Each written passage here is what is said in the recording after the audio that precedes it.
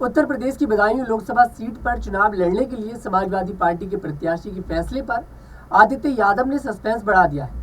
Badaun seat पर election लड़ने को लेकर आदित्य यादव का एक बड़ा बयान सामने आया है। आइए आपको सुनवाते हैं शिवपाल सिंह यादव के बेटे आदित्य यादव ने क्या कहा। बात उठ रही है, मीडिया में बड़ा हिट हो रहा है, सोशल मीडिया पे भी, कि आदित्य यादव चुनाव लड़ने जा रहे हैं। नहीं, देखिए, ये लगातार हम लोग के समाजवादी पार्टी का बदायूं लोकसभा के अंदर आदरणीय शिवपाल सिंह जी के लिए वोट की अपील की जा रही है और उसके साथ साथ अभी पिछले 3 से 4 दिनों हम लोगों ने कार्यकर्ता सम्मेलन किया था और उस सम्मेलन के अंदर जब जनता से बात हुई तो ये जनता से मांग उठी है कि हमारे नाम की मांग उठी, लेकिन ऐसा कोई प्रस्ताव पारित अभी नहीं होके गया है, लिखित में कोई इसकी बात नहीं हुई है और ये सिर्फ चर्चाएं हैं। आगे पार्टी का जो भी निर्णय होगा, पार्टी ने निर्णय वैसे भी अभी करा हुआ है कि आदरणीय शिवपाल सिंह यादव जी चुनाव लड़ेंगे यहाँ से, तो इससे कोई फर्क नहीं पड़ता, जो भी चुनाव में होगा हम लोग उसको दिल्ली में अभी भी मांग उठी है और सरजीत जी आपके इन्होंने इस बात को कहा है कि आपको जी, मैं देखिए, ये सब वो लोग हैं जिन्होंने समाजवादी पार्टी को यहाँ तक पहुँचाया है। नेताजी जब से चुनाव लड़े थे, आदरणीय प्रोफेसर रामगोपाल यादव जी यहाँ से चुनाव लड़े, बड़े भाई हमारे आदरणीय धर्मेंद्र यादव जी 2-2 बार यहाँ से सांसद रहे और बहुत ऐतिहासिक जीत उनकी रही है। तो बदायूं की जनता ने अपना प्यार इसने समाजवादियों को हमेशा दिया है, तो मैं समझता हूँ, मैं खुशनसीब हूँ कि ये प्यार और ये समर्थन अगर मुझे मिल रहा है तो मैं अपने आप को खुशनसीब समझता हूँ। धर्मेंद्र यादव जी ने वहाँ गुन्नौर में कहा कि अगर चाचा लड़ेंगे तो थोड़ी सी हिचक होगी, लेकिन अगर आदित्य लड़ेंगे तो मुझे लड़ाने में थोड़ा जी मजा आएगा, सरलता रहेगी। तो आपको क्या लगता है? अरे बिल्कुल, आप बताइए, जो परिवार के बड़े हैं उनके लिए तो सिर्फ वोट के सम्मान में उनके वोट की अपील कर सकते हैं, प्रचार कर सकते हैं। अगर उनका छोटा होगा तो हाथ पकड़ के लेके चले जाएंगे कि चलो यहाँ घूम। तो एक उस तरीके से उन्होंने इस बात को रखा कि अगर आदरणीय शिवपाल सिंह जी लड़ते हैं तो वो सम्मानित है, उनको उसी हिसाब से एक प्रोटोकॉल के साथ उनको लोगों के बीच ले जाया जाए, क्योंकि बड़े नेता हैं, देश के प्रदेश के बड़े नेता हैं। और जहाँ तक हम लोग की बात है तो हम लोग तो डोर टू डोर अभी प्रचार कर रहे हैं और यही प्रचार ऐसे ही चलता रहेगा। चाचा ने, आपके पिताजी ने क्या चर्चा कर ली है अखिलेश यादव जी से कि आपको टिकट फाइनल कर दिया जाए? इसके बारे में मुझे अभी तक कुछ भी इसके पता नहीं है। अभी वो गए भी मैनपुरी हैं, मैनपुरी में आदरणीय डिम्पल यादव जी के लिए, जो कि मैनपुरी से चुनाव लड़ रही, तो उनके प्रचार में गए हुए हैं।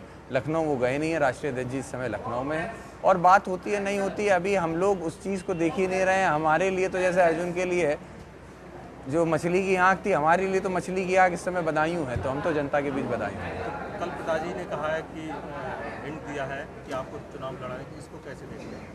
देखिए, उन्होंने इस बात को कहा है, उस चीज़ का सम्मान है, हमारे पिता हैं, बड़े हैं, ये उनका प्यार है मेरे लिए, लेकिन पार्टी के निर्णय पार्टी के राष्ट्रीय अध्यक्ष और शीर्ष नेतृत्व लेते हैं, तो निश्चित ही शीर्ष नेतृत्व का जो भी आदेश होगा उसका पालन किया जाएगा। आदित्य जी, कल योगी जी ने अपनी सभा में कहा कि एक तो पहले हमने भगा दिया कैंडिडेट और अब संभवतः दूसरा भी भाग जाएगा, तो शायद ऐसा ही लग रहा है कि वो नीचे पे जाने का। हाँ, देखिए, भारतीय जनता पार्टी की भाषा में कहा जाए तो क्रोनोलॉजी को समझिएगा।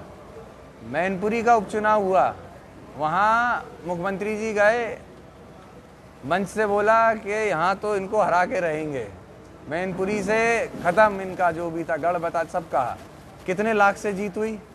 1.5 लाख से ज़्यादा से जीत आदरणीय डिम्पल यादव जी की हुई। घोसी उपचुनाव हुआ, घोसी उपचुनाव के अंदर 30 मुख्यमंत्री, 2 डिप्टी सीएम, पूरा प्रशासन लगा रहा। 10-12 दिन पहले आदरणीय शिवपाल सिंह जी गए और उनके साथ साथ समाजवादी पार्टी का जो पूरा नेतृत्व है वो वहाँ पहुँचा और उसने वहाँ पे घोसी में एक बार फिर समाजवादी का झंडा गाड़ के दिखाया। तो आप क्रोनोलॉजी समझ लीजिए कि आने वाले समय में बदायूं में क्या होने वाला है। कोई भाग के यहाँ से नहीं जाने वाला, यहाँ पे अगर रहेगी तो समाजवादी पार्टी रहेगी। गठबंधन कितनी सीटें यूपी में जीतेगा? इंडिया गठबंधन आने वाले समय में मैं समझता हूँ मोर देन 60 सीट्स जीतने जा रहा है। हम कोई ऐसी बात नहीं कहते कि बहुत एक्सट्रीम उसमें चले जाएं, लेकिन धरातल पे अगर उतर के देखेंगे तो आने वाले समय में एक बहुत बड़ा नंबर, एक बहुत बड़े डिजिट के साथ समाजवादी पार्टी आगे बढ़ने जा रही है और भारतीय जनता पार्टी एक बार फिर पीछे होने जा रही है। इससे पहले समाजवादी कार्यकर्ता सम्मेलन के दौरान मंच से सपा प्रत्याशी शिवपाल सिंह यादव की मौजूदगी में बदायूं सीट से उनके बेटे आदित्य यादव को प्रत्याशी बनाने का प्रस्ताव रखा गया था। आदित्य यादव को बदायूं लोकसभा सीट से चुनावी मैदान में उतारने को लेकर शिवपाल सिंह यादव ने क्या कहा, सुनिए। जिस तरह से बदायूं में आप कैंपेन कर रहे थे, कल अचानक सूचना मिली कि कार्यकर्ताओं ने आदित्य के लिए मोहर लगाई है। क्यों ऐसा हुआ कि आप चुनाव लड़ रहे थे और आदित्य पे भरोसा जता रहे हैं?